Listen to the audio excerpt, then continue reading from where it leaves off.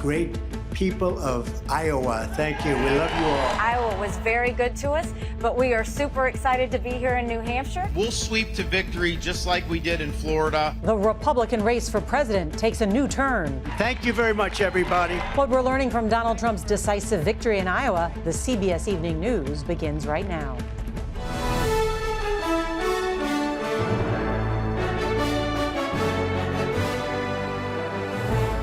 Good evening, I'm Nora O'Donnell, and thank you for being with us on this Tuesday night. Tonight, Donald Trump, fresh off his record-setting win in the Iowa caucuses, is now in New Hampshire after a trip to New York City at a courthouse there. These are pictures of his rally tonight where he will address voters in the Granite State.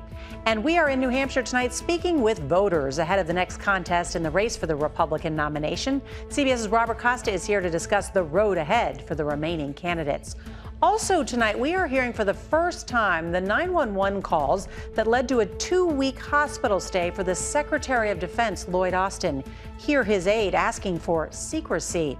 But we want to begin with the weather that most of us are experiencing. More than 70% of the country is feeling a deep freeze. 17 people have died, and there's another storm coming, so we're going to have that forecast in a moment. We've got major cities like New York City, Philadelphia. They are getting their biggest snowfalls in about 2 years, and even the Florida Panhandle had sleet. Here in Washington, a snow day with kids having a snowball fight on the National Mall with the U.S. Capitol in the background.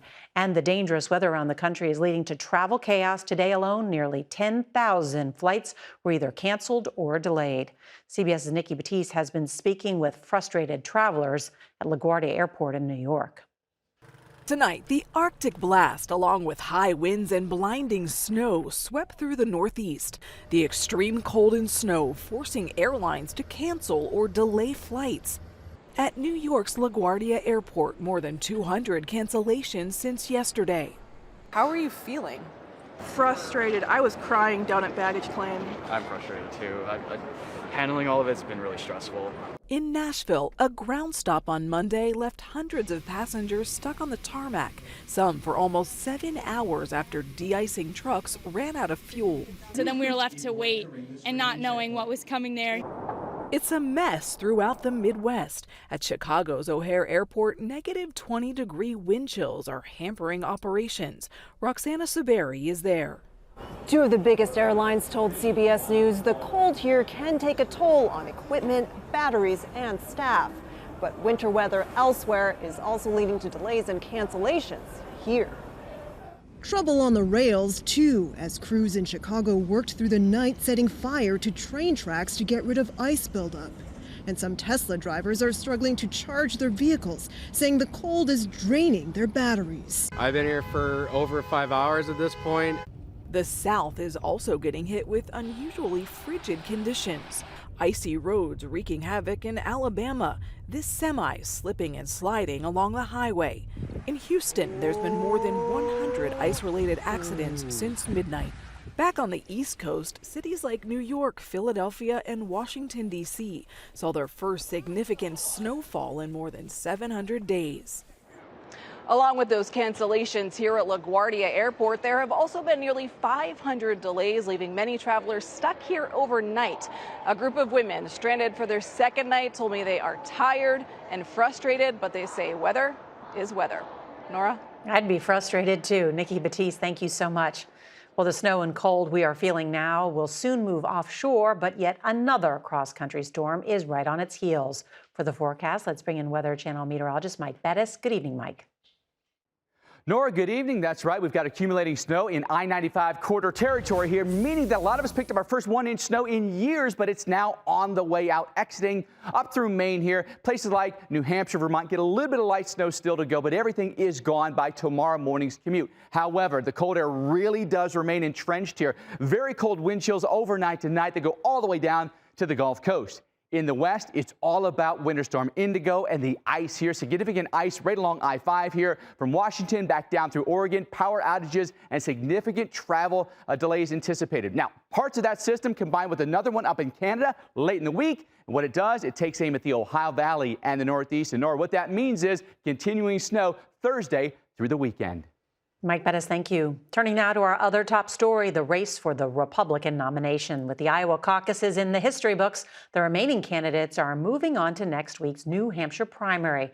But before returning to the campaign trail, frontrunner Donald Trump took a detour to attend day one of the defamation trial against him in New York, where he's accused of spreading lies about the woman he's been found liable of sexually abusing.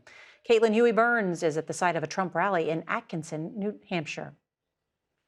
If I didn't get indicted all these times, and if they didn't unfairly go after, I would have won, but it would have been much closer, I tell you. Fresh off a resounding victory in Iowa, former President Donald Trump went straight to a Manhattan courtroom, where he faces writer E. Jean Carroll in a defamation suit against him.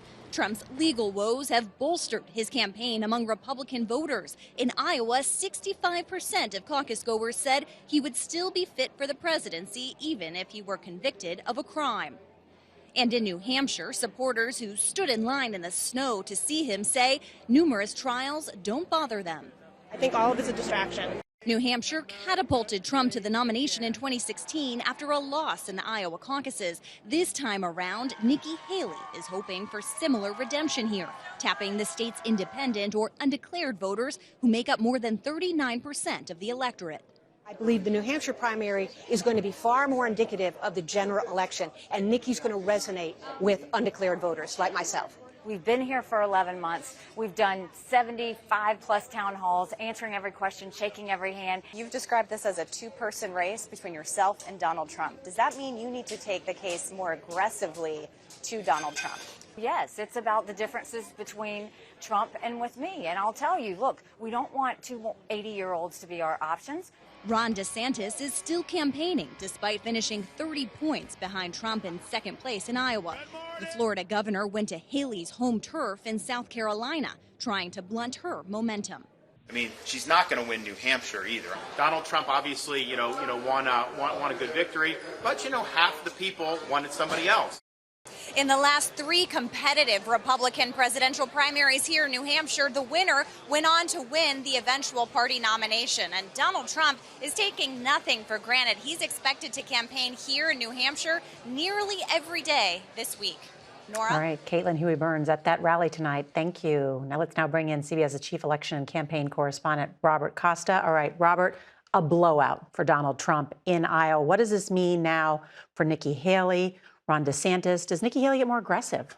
She might get more aggressive, but this is a make-or-break week for Ambassador Haley. With the debate now canceled this week, she's going to lose an opportunity to generate traction in New Hampshire. Debates have been the way she's gotten so far in this race to become someone who's close to being the runner-up to Trump in a lot of these polls. But now, can she really get a coalition of independents, Democrats, and traditional Republicans? That's an open question, and she doesn't have a big moment on the calendar at this point.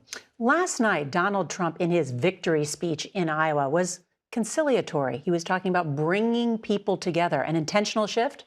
It's a message, but it's also a strategy. Talking to Trump's top advisors today, they say they're pushing the whole Republican Party to coalesce. They want this race over, Nora. They don't want DeSantis lingering. They don't want Haley in this race up until Super Tuesday. They believe with his commanding victory in Iowa, he can now storm ahead in New Hampshire. And South Carolina is no guarantee for Ambassador Haley. It's become Trump country since she was governor. You point that out about New Hampshire. Even if Nikki Haley were to have a good primary there in New Hampshire, a win or a close second, then South Carolina, but then March 5th is Super Tuesday. Doesn't it get nearly impossible for any challenger to Donald Trump then? The window is very much closing for Ambassador Haley, but some of the biggest Republican donors in the country tell me they're ready to pour millions behind Haley's campaign. The challenge for her is this is a transformed Republican Party. Despite January 6th, despite Trump's legal challenges, she's not taking them on because she knows most Republican voters don't care. All right, Robert Costa, following the heartbeat of this campaign. Thank you so much. Thank you. Well, tonight we're getting our first listen to the 911 call for an ambulance to transport Defense Secretary Lloyd Austin to Walter Reed National Military Medical Center. The caller is heard asking the operator for no lights and no siren on the ambulance because, quote, we're trying to remain a little subtle. Now, this adds more questions to what the Pentagon was trying to hide about the Defense Secretary's illness. CBS's Weijia Jiang reports from the White House. 911, where is your emergency? Tonight, the 911 call just obtained by CBS News reveals an aide to Secretary of Defense Lloyd Austin asked the dispatcher to keep the emergency discreet. Can I ask, but can the ambulance not show up with lights and sirens? We're trying to remain a little subtle. Yeah, I understand. Yeah, usually when they turn into a residential neighborhood, they'll turn them off, but they're required by law to run with them with the main street. The operator then asks for details about Austin's condition.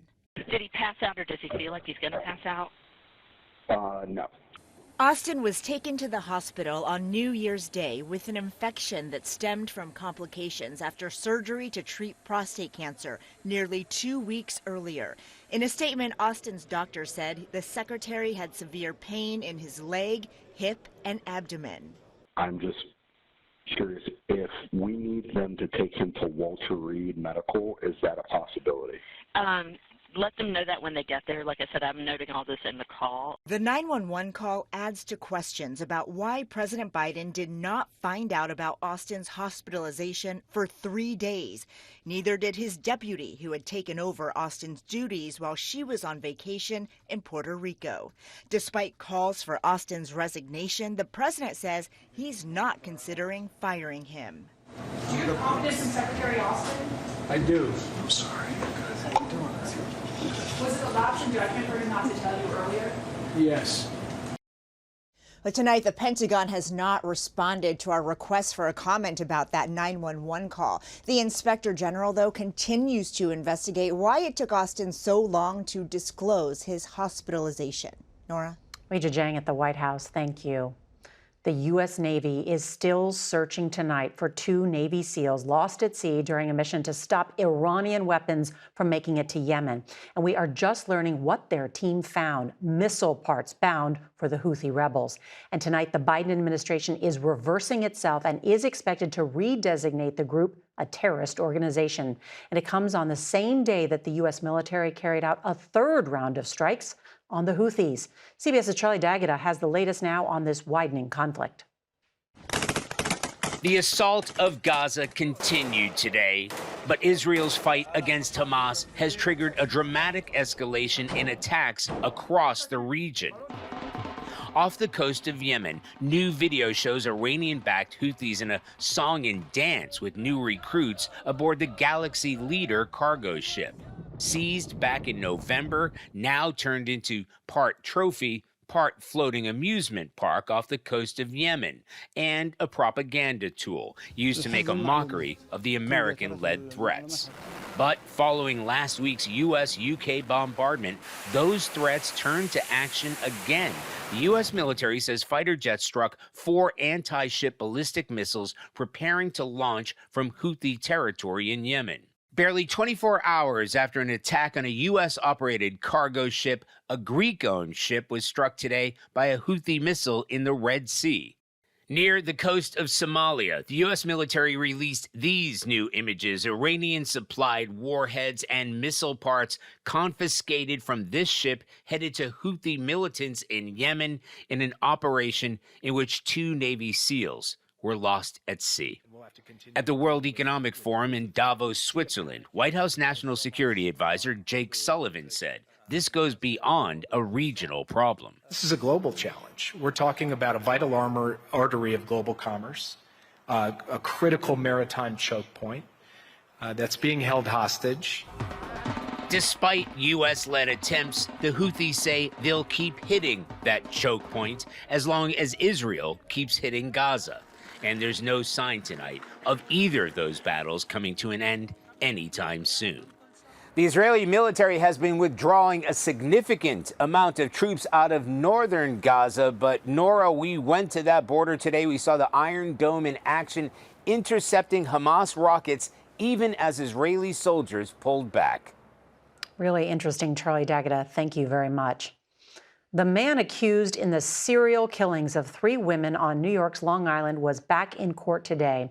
60-year-old Rex Heuermann was formally indicted for the murder of a 4th woman who was just 25 years old after DNA testing linked him to the crime. That's not the only evidence that prosecutors laid out today in a lengthy and startling document. CBS's Carolyn Gussoff was inside the courtroom. I was only 7 years old when my mother was murdered. Today, prosecutors announced suspected serial killer Rex Heuermann will face an additional murder charge for the 2007 death of Maureen Brainerd Barnes. Investigators say DNA from discarded pizza crust and burner phone evidence tied him to the 3 other murders. Prosecutors say law enforcement seized hundreds of electronic devices from Heuermann's home and business, which revealed disturbing Google searches. Heuermann has pleaded not guilty to the murders. You're talking about a gentleman who has never been arrested before, and he's claiming he didn't do this. Brainerd Barnes' body was tied with a belt stamped with initials, which the DA says could have belonged to one of Heuermann's relatives. Hair on the belt was allegedly linked to Heuermann's wife through DNA. Investigators followed his daughter on the Long Island Railroad and collected a discarded energy drink can to connect Heuermann to Brainerd Barnes, according to newly released court documents. To see all of the types of searches that he did on the internet and the topics that are listed one by one by one. It is rare indeed to find that kind of detail. So you know that the government has circumstantial evidence, but they have plenty of it. Prosecutors say that evidence shows that Heuermann's wife and daughter were out of town when all 4 of the murders took place. The DA adds that the grand jury will continue to review evidence in the 6 still unsolved murders along Gilgo Beach. Nora? Yeah, those were such disturbing details to learn today. Carolyn Gussoff, thank you. A 10-year-old boy is bitten by a shark in the Bahamas. We've got the details next. Tonight, a 10-year-old boy, Maryland boy, is recovering after he was bitten by a shark in the Bahamas. Officials say it happened Monday afternoon at a resort on Paradise Island while the boy was in a Shark Tank exhibit. He was taken to the hospital and listed in stable condition. Police have not identified the resort where this happened. Elton John joins a very exclusive group of entertainers on an emotional night at the Emmy Awards. That's next. Elton John is now a member of the exclusive EGOT Club.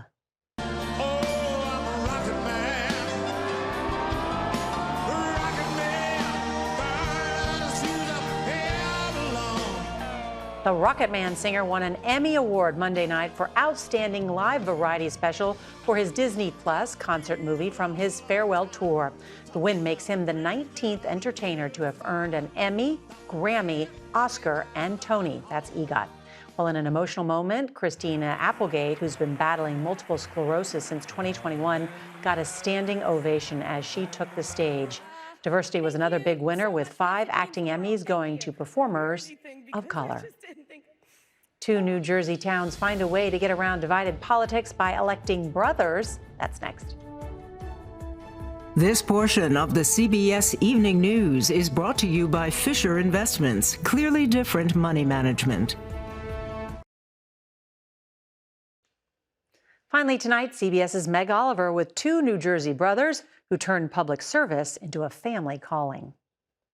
I'm in charge of Greenwich Township, also known as Gibbstown, New Jersey. Over here? Yeah, over here to my left. And you? Paulsboro, New Jersey, to our right. To our right. Meet the Giovannitti brothers, newly elected mayors of neighboring towns in South Jersey. Hey, what's happening, brother? This is the first term for John and the second for Vince.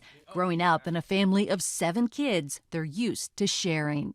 What was it like sharing a bedroom with 3 brothers? Oh, at times it was crazy. Oh, my God. Both Democrats now sharing the same job title. We're just a real nice, classic American town. The towns are intertwined. We go to their church, and so it's all connected in a positive way. The sons of a local butcher and homemaker saw their family support the community. Whether it's a church, senior citizens club, and I think when you're growing up, you see that community service, and you feel like, well, that's part of what we were taught, and we have to do it. My 3 favorites over here. That spirit of brotherly love is what they hope to give back to these 2 tiny towns. Which town is better? Tie. Yeah, it's a tie. Yeah. By love. Yeah. What does it mean to you? Special. I think it's real special for our families, for our dad and relatives in heaven are sitting watching us. They would be proud of us. Meg Oliver, CBS News on the Paulsboro, Greenwich Township border in New Jersey. cities of brotherly love. Well, that's tonight's CBS Evening News. I'm Norah O'Donnell. Good night.